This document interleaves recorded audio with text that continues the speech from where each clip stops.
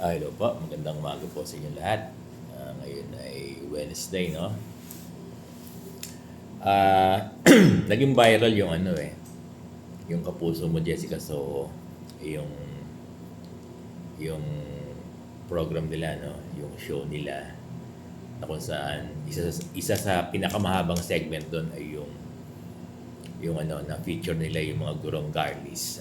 May 4 hanggang 5 guro ata kasama Sir Benjo Basas ang doon nag-participate doon sa program na yun na inilabas sa last Sunday.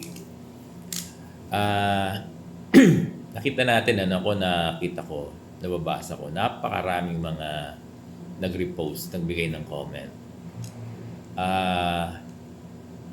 Hindi lang mga guro yung nag-repost, nagbigay ng comment. Kung makikita nyo, ang haba ng kanilang mga statement, nagbigay sila ng mga thoughts, pananaw.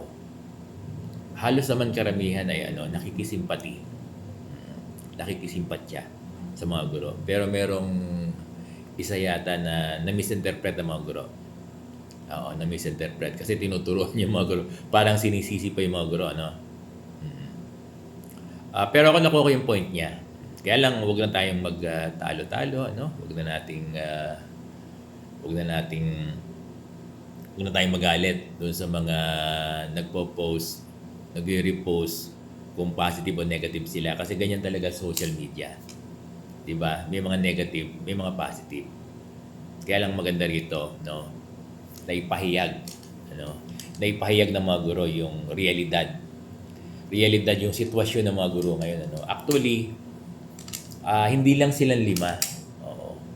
Sa bagay sa database ng Kapuso Mo Jessica, so umaabot yung database nila, ang nag-register, ang nag-record, ang na-record ay 50 hanggang 100 na guro ang garnis. Pero in truth, namomonitor naman natin, namomonitor. Kahit yung Sir Bong namomonitor niya, na nasa 100,000 yan. Yung mga garnish pa lang Pero may guro kasi mga nakasanla. Hindi sila garnish pero nakasanla. Kaya lang wala na rin silang nakukuha kasi nakasanla Yung ATM nila ibinigay nila doon pinrenda. At ang karaniwang sabihin pinagsasanlaan kasi pag sinanla at hindi nakabayad, dinidemanda sila kaya nauwi sa garnish. Kaya lang yung mga ito, to my understanding, base na rin sa patotoo ng mga guro, ay hindi ito yung mga private lending company, institution na karaniwang inuutangan ng mga guro, yung mga bangko. Hindi sila yon.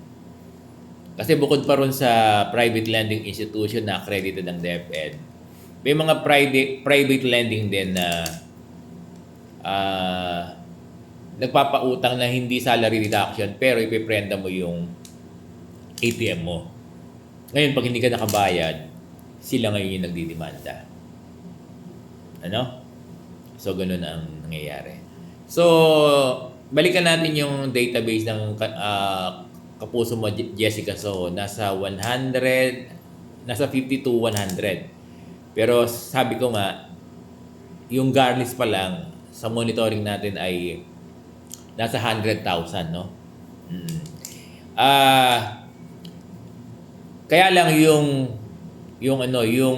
gurong baon sa utang, 'di ba? Dahil sa PLI, yung gurong garnish at yung gurong nakasanla nasa 75% base sa pag-aaral, base sa survey.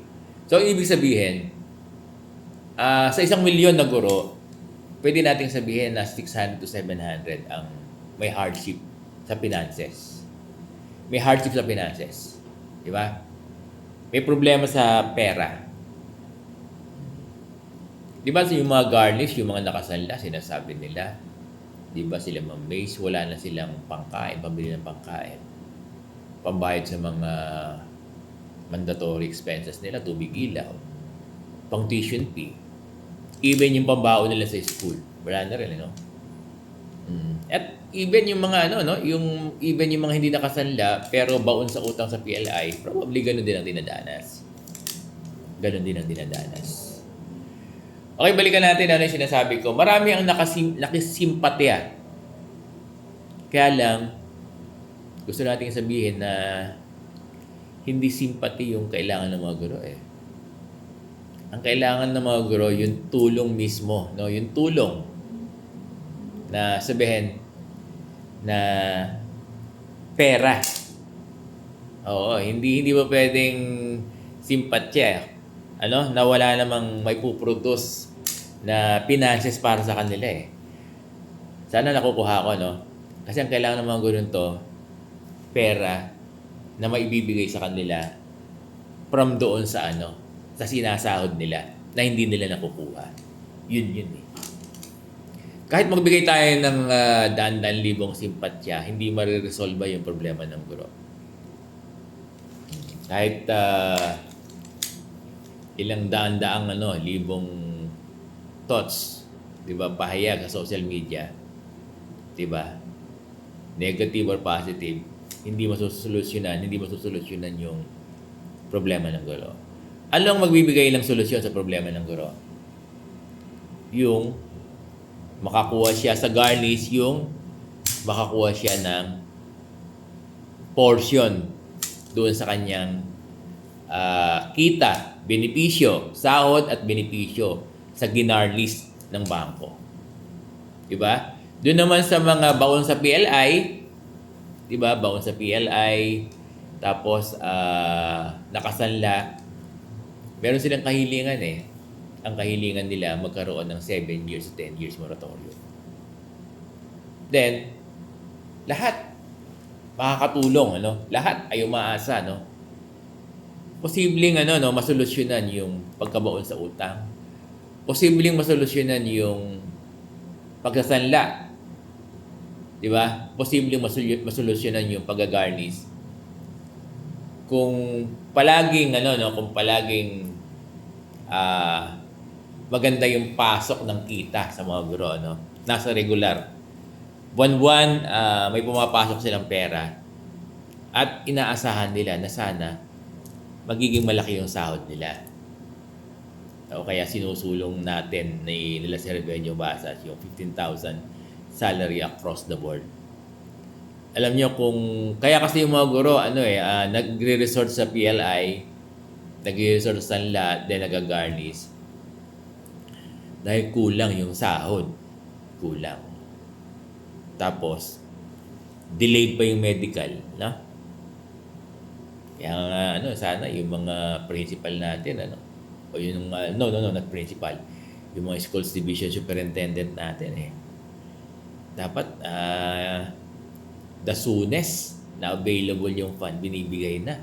Kaya lang napakarami pa rin ng medical na wala pang medical. Clothing, di ba? Tapos yung mga yung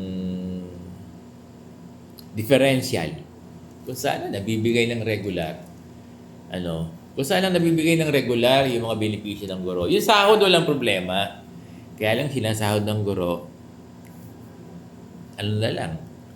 Sa mga hindi garnish, hindi nakasanla, 5,000. Kung may pamilya sila, paano na?